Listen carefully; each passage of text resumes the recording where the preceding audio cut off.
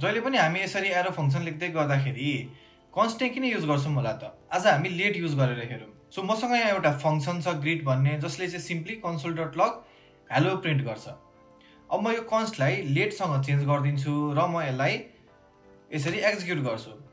So हाम्रो hello print हुन्छ as expected. But मैले यसरी लेट युज गर्दै गर्दाखेरि later on some time in the program म ग्रीट इक्वल्स टु 5 भनेर पनि एसाइन गर्न सक्छु र अब यो ग्रीटको डेफिनेसन चेन्ज हुन्छ। इनिशियली यो ग्रीट एउटा फंक्सन थियो र अब यो एउटा भेरिएबल हुन्छ जसको चाहिँ डेटा टाइप 5 छ। हामी यसरी चेक पनि गर्न सक्छौं।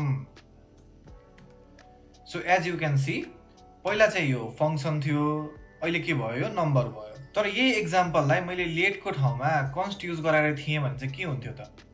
अब यसले के भन्थ्यो भने ग्रीटलाई रिएसाइन गर्न मिल्दैन भन्थ्यो, असाइनमेन्ट टु कन्स्ट्यान्ट भेरिएबल।